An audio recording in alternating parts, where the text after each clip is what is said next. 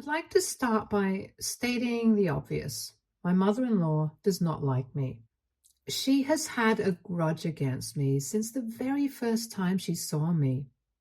If you're wondering why I decided to marry my husband despite his mother's obvious hate for me, it's because he is the sort of man who always stands up for me to his mother.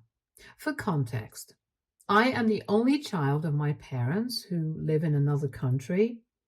I won't mention my country, but let's just say that people have a lot of unfounded biases towards my religion, which often results in them being racist towards me. My parents worked very hard to send me to this country so I could have the very best education. I came to this country at the age of 18 without ever even having traveled anywhere or lived on my own. And this is why the first few years of my life were extremely traumatic for me to cope with this new environment, and I found it difficult to make new friends. I was scared and faced a lot of issues. However, my life slowly improved as the days passed by. It in fact became exponentially better when one of my classmates during college, Harry, asked me out. At first, I thought Harry was joking with me and this might be a prank. In my head, I thought there was no way that someone who looked as gorgeous as him would ask someone like me out on a date. Hence, I refused. However, it turns out he wasn't joking. He kept asking me out until I finally decided to take a leap of faith and agreed to go out with him. Thank God I did, because from the very first date, I knew he and I had a special connection. Harry is very different from the type of men I had grown up around back in my country. He has always been a gentleman right from the start and makes me feel very safe and comfortable around him. Little things he did made me fall in love with him. Like he would wait for me every day after classes so he could walk me back home. And he would sit with me in silence at the park, letting me sketch because he knew how much I loved doing that. And we would go out for a walk around the campus every night after dinner, just talking and vibing. Slowly and slowly, I started to open up to him about my childhood, my family life, hoping that he would not judge me, and luckily he never did. Harry's life and mine were quite different, as you can guess. While he grew up in New York City with two loving parents and amazing friends in his life, my life back in my home country was not as smooth as his. I grew up in a family where my dad was considered to be the head, and what he said was more important than what we felt. While growing up, I was not allowed to wear certain outfits or watch certain movies. My parents were never outright abusive, but I was also not granted a lot of freedom. I never even had a phone, so I had no idea of knowing what was going on around the world. Despite all of this, I don't really blame them for anything, as I know that they didn't know any better and they did the best that they could. It was only because I kept getting good grades at school and my teachers praised me all the time that my dad started to think about sending me abroad so I could continue to pursue my education. He knew that back in our country, people would pressure him to get me married as soon as possible, while here I could focus on getting a good job and earning well. So when he first talked to me about whether or not I wanted to go to the USA, I thought I was dreaming. He told me that my life wasn't going to be easy, as I would have to live alone thousands of miles away from everyone I knew. I knew this was my ticket to freedom, and I had no hesitation in making my decision. Luckily, I got a full scholarship at my university, which made my life simpler. I do miss my family a lot and haven't been able to see them for the past 6 years due to their visa issues, but I have never once regretted my decision. My husband, Harry, on the other hand, had a pretty normal life and went to private school. His parents were both highly educated and had top-tier jobs in their fields. The only thing he had any complaints about was his mom. He did tell me early on that he had a helicopter mom, which I did not understand at first. You see, his mother, Amy, was the type of person who would call him every day, exactly at 8:30 a.m. and 8:30 p.m. sharp to check in on him. If he didn't pick up her call for some reason, she would then proceed to call his roommates immediately. She would also keep track of his whereabouts through an app. I remember her calling Harry in the middle of our first date to inquire about what he was doing in the restaurant and who he was sitting with. Now, I understand exactly how it felt to have controlling parents. So at first, I did not find this behavior of hers so much of a red flag. Amy would also visit Harry every 2 weeks to check in on him randomly. She would insist on taking his dirty laundry back home with her because she thought she could clean it better than him, even though he knew how to do laundry.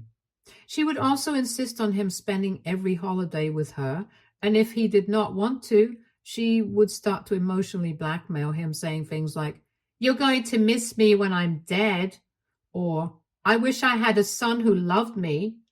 Compared to his mother, his dad was more chill, which is why Harry felt more comfortable and closer with his dad. Whenever Harry would tell me things that his mother would do for him, it would make me feel a bit weird, as he was a grown-ass adult, yet his mother was insisting on treating him like a child and constantly disrespecting his boundaries. However, I never shared my opinion about this with Harry, as I thought she might eventually get better with age. I was wrong. After 3 months of dating, when Harry first opened up to her about seeing someone, she freaked out immediately. She then went off on a rant about how she was not working this hard to send him to college so he could sleep around the campus, and insisted that he should be concentrating on graduating because that is all that mattered. This was really weird because Harry was an exceptional student who scored top grades in our college, so his grades were nowhere getting affected. However, her strong reaction was very off-putting, and I realized that impressing hard would be really difficult. In the past, Harry had opened up to me that his previous ex did break up with him because of his mother's constant interference. He had assured me that he had learned from the past and that he would not allow his mother to even come in between us. I trusted him, and I hoped that she would prioritize her son's happiness over her own jealousy, but she never did. When Harry finally convinced his parents to meet me while his dad enthusiastically agreed, his mother, on the other hand, made a disgusting sound on the phone as soon as she heard my name. She started to tell him how she did not expect him to be into girls like me and that he needed to do better. Imagine your mother-in-law judging you and your entire personality just based on your name, even before you both have ever met. I should have understood right then and there that I never really stood a chance against her biases, no matter how much I was going to try. As you can predict, throughout our dinner, when the four of us finally met, she kept asking me invasive questions about what I was doing in the USA when I would be returning back to my home country, and why I was not dating someone from my background. I answered her questions as much as I could without feeling offended, but her tone and expressions did not change. Harry tried to interject to let his mother know that her questions were making me uncomfortable, at which point Amy went off on a rant about how, as his mother, this was her right to question me so that I don't use him for my benefits. Harry's dad, who appeared secondhand embarrassed by her questioning, changed the topic to talk about our studies and grades. The dinner was clearly a bust, and his mother made me feel very unwelcome. After that evening, I felt like Harry and I didn't have any future together. Hence, I started to hang out with him less in hopes that he would get the message. I knew how much my dad had to work hard to send me to university here, and I wasn't about to waste my time with a boy whose mother clearly hated me. Being a shy introvert, I could not outright break up with Harry, so I kept canceling dates and avoided picking up his calls. Looking back, I realized that his mother's decision hurt me deeply and affected my self-esteem. It made me think that if she could treat me this way just because of what country I was from, Maybe the entire world would look at me that way too. When Harry realized what was happening to me, he begged me to meet him for lunch and assured me we needed to have a conversation before making any rash decisions. During lunch, I shared with him how frustrated and scared I felt after being treated so harshly by his mother. I told him that I was alone in this country and didn't want to marry into a family where I would never be welcomed or fully accepted for who I am. I teared up as I recounted how unfairly people had treated me in the past and suggested that maybe his mother was right. Perhaps he needed to find someone from his own background. Harry, instead of being a jerk to me or dismissing my feelings, immediately comforted me and apologized to me for not protecting me from his mother. He told me he had no idea what I was going through and looked determined as he said he was ready to cut his mother off, since it was clear that she had a problem with me. He assured me that he loved me, accepted me for who I was, and wanted a future with me regardless of what other people thought. We talked a lot that evening, and it felt like a breakthrough for both of us. For the first time, he understood exactly how I felt when people looked down on me.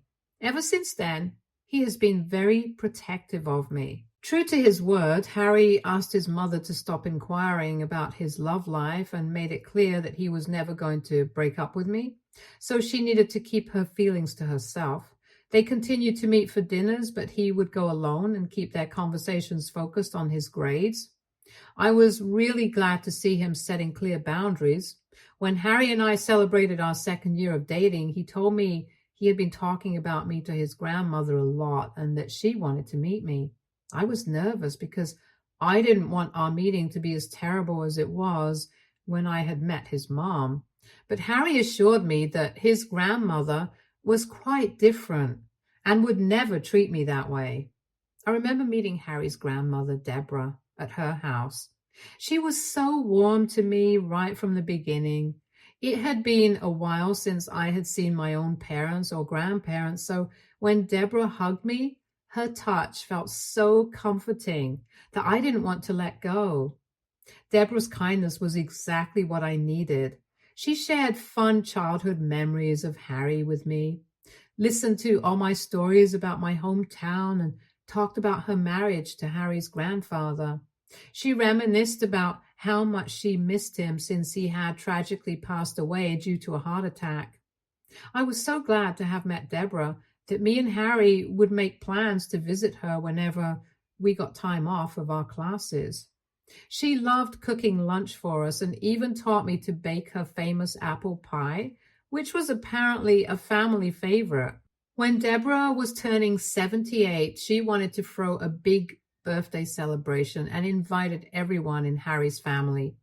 She called me and insisted that I attend as well. I tried to decline politely, not wanting to face Harry's mom, but Deborah was adamant.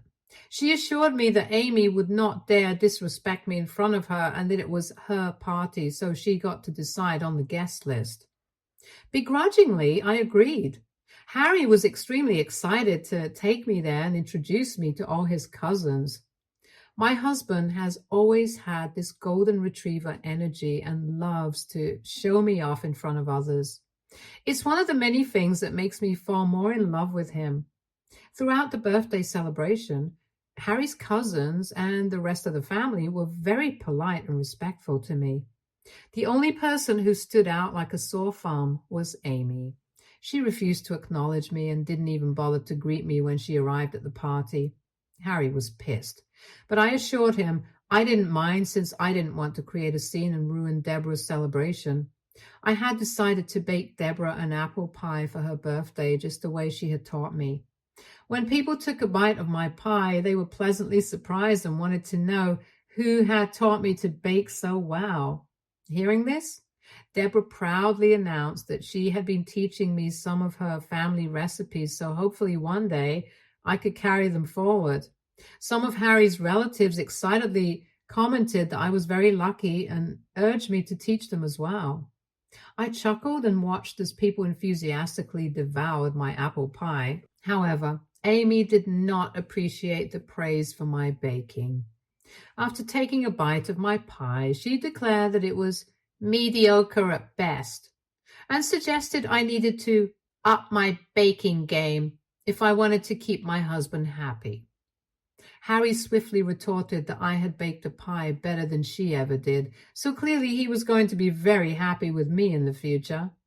A few people chuckled awkwardly as Amy shot us a glare.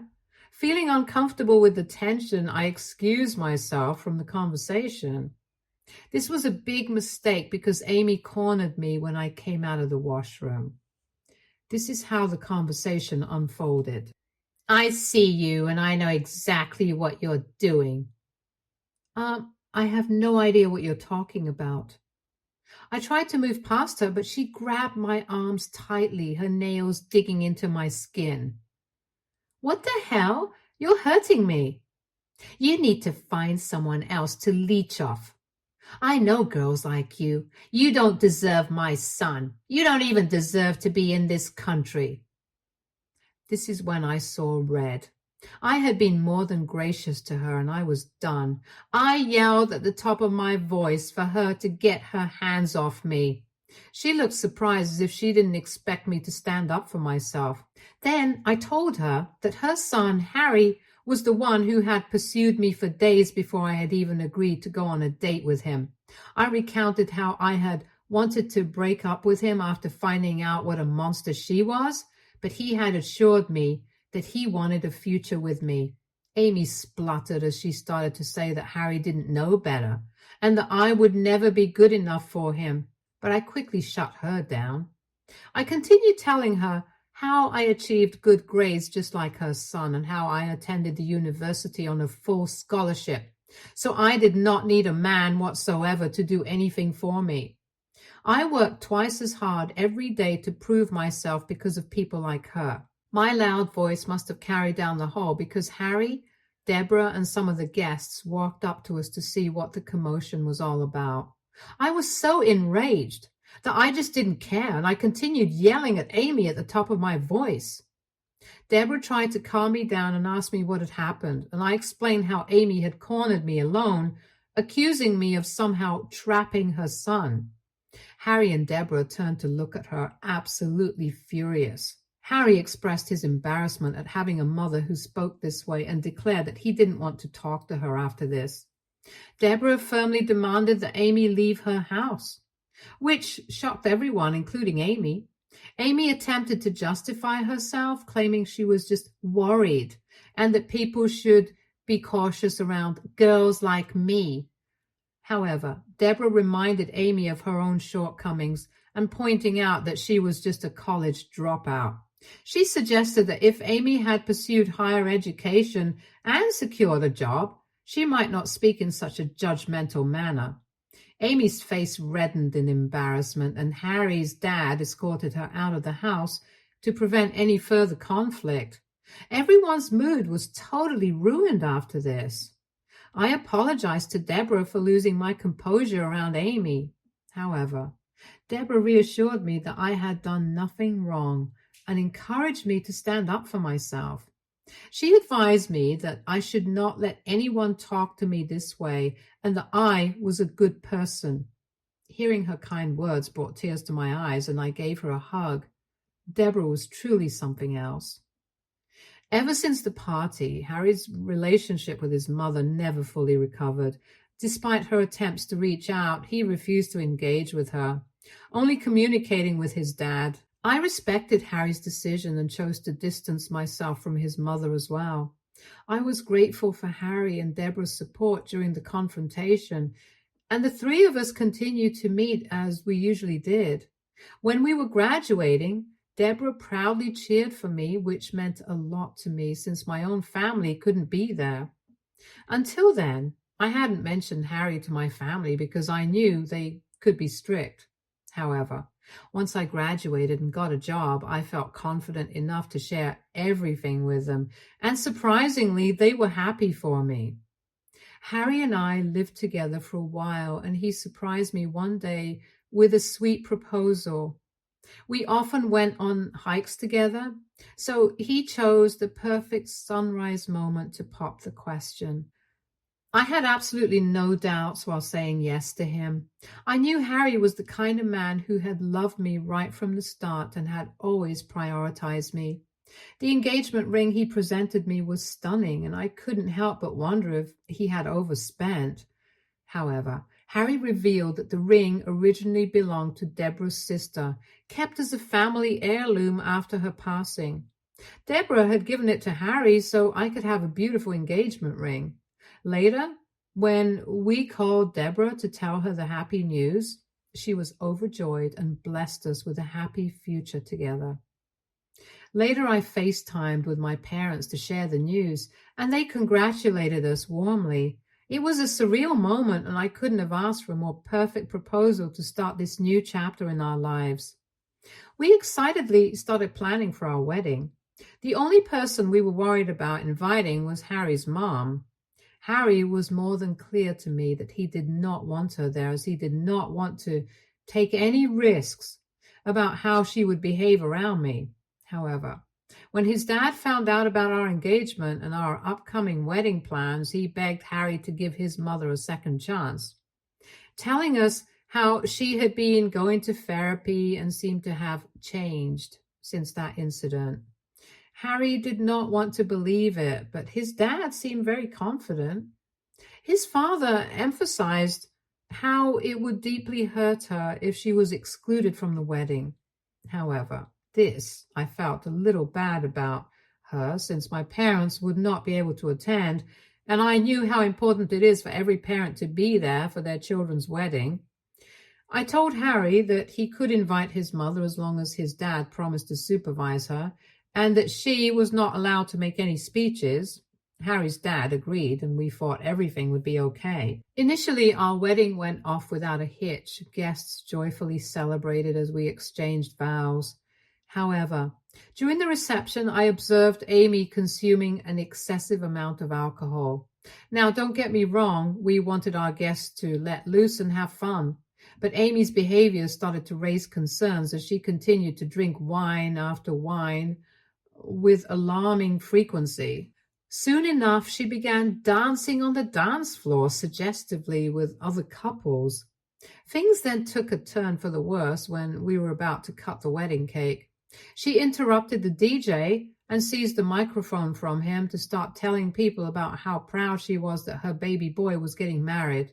People watched as she continued to recount stories about Harry's childhood. This could have been a very sweet speech until she turned her attention to me.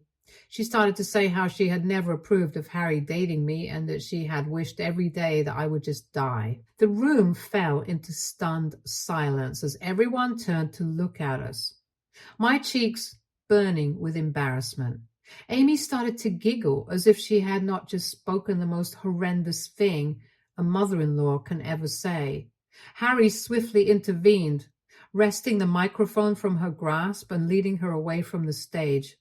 He exchanged fervent whispers with his father, who appeared apologetic as he glanced in my direction. Harry's father began escorting Amy out of the event, but she continued to shout and yell about how she had every right to be there and that no one could come between her and her son. Her curses echoed loudly, causing me to feel extremely uncomfortable and embarrassed. Guests were whispering among themselves, unsure of how to react to the scene unfolding before them. Harry's father struggled to calm Amy down, and it was clear that she was determined to make a scene, regardless of the consequences. After she was escorted out, Harry did his best to lift my spirits, but I was too numb to respond. Deborah and Harry's relatives comforted me, reminding me that this was supposed to be my special night, and that I shouldn't let her words affect me. They expressed their frustration with her behavior and assured me that they were done with her after this incident. Despite their efforts to cheer me up, the memory of my mother-in-law's outburst at our wedding will always linger in my mind. Since then, Harry has barely communicated with his parents, having blocked both of them and refused any contact. We intended to keep it that way until yesterday, when we received the tragic news of Deborah's passing. Despite knowing that her health had deteriorated significantly after COVID, we were still shocked by the suddenness of her departure. The news has left us heartbroken, and we've been grieving her loss ever since. Today marked her funeral, and Harry and I attended to pay our respects. Deborah always felt like a grandmother to me, as she had the kindest soul, and I miss her terribly. Following the funeral, her lawyer requested a gathering to proceed with reading her will, and during the will reading, it was revealed that Deborah had left her husband's vintage car to Harry and her family heirloom necklace and earrings to me. It didn't come as much of a surprise to anyone, since we were quite close to her and we visited her almost regularly. However, Harry's mom, who unfortunately was present, was not happy with this arrangement. During the lawyer's reading of the will, she interrupted him to comment on how Deborah must have been delusioned before her passing, because there was no way she would have left her prized possessions to me. Without missing a beat, Harry retorted that Deborah loved me and she had no right to speak about our relationship. Amy didn't back down and started to suggest that perhaps I had manipulated an old woman who was already delusional from all the medications. She insisted that I hand over the jewelry to her so it would stay in the family, and proceeded to comment on how my family might steal them and take them back to my home country.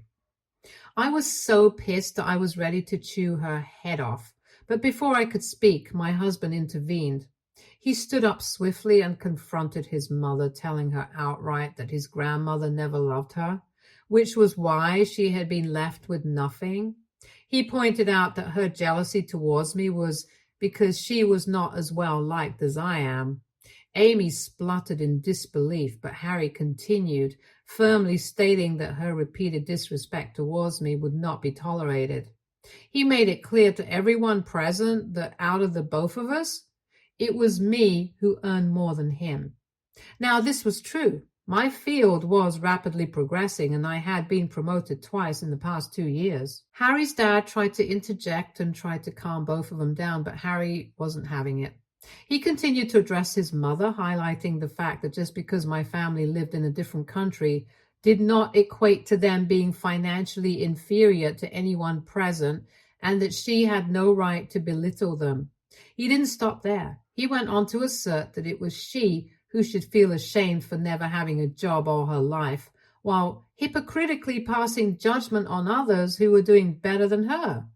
My husband's eyes burned with anger, and it seemed like he could continue ripping her apart, but I intervened, gently touching his arm to hold him. Amy scoffed disdainfully and stormed out of the room, unable to hear the truth any longer. Everyone appeared surprised yet impressed by Harry's speech. I think everybody knew this was long coming, especially after witnessing Amy's continuous disrespect towards me. Harry's dad tried to talk to him, but Harry was in no mood to listen. We had to leave the funeral early, but I don't regret the way my husband stood up for me against his mother. I am glad he put her in her place, but apparently my friends don't agree with this. When I shared the incident with them, they thought I should have stopped Harry and suggested I owed my mother-in-law an apology, as she might be upset.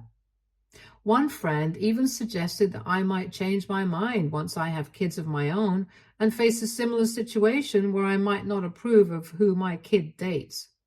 All of this has made me overthink, so I wanted to know if me and Harry are really the a-holes for how we behave towards his mother. Update 1. Thank you everyone for reaching out to me and also commenting on this post. I admit that when I posted this, I was a bit emotional, as I did feel guilty about how things turned out, but after reading all your comments, I'm even more glad that my husband stood up for me. I can also empathize with so many of you who have terrible mother-in-laws like me. I wish she was a bit more open-minded and at least gave me a chance to prove myself, but she clearly never did. I am done feeling sorry for her, and I will also let my friends know that. Harry is not a child, and we are currently married, so if his mother can't accept our marriage and my family, then it's her loss. Update 2. Wow, my post has gone viral, and one of my friends came across my post. She forwarded it to our group text, and the rest of my friends have been reading the comments. They all feel bad after reading my story and have apologized to me since. I guess they didn't exactly understand the magnitude of how hurtful Amy could be until they actually read my post. I appreciate their support and understanding, as it is normal for people to have disagreements. But what truly counts is how they acknowledge and address them to move forward positively. Update 3.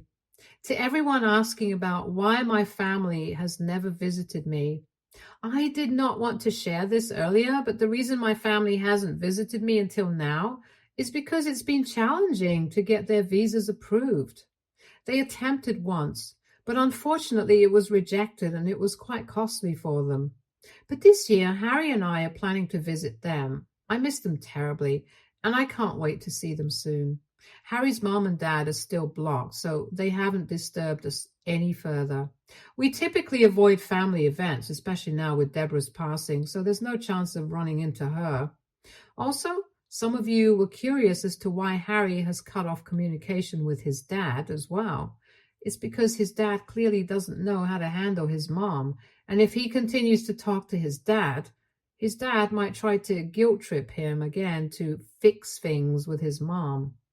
We're so done with her toxic drama that we have no choice but to cut them both off. I hope this answers all your questions. Stay tuned for more stories from Argo Relationships.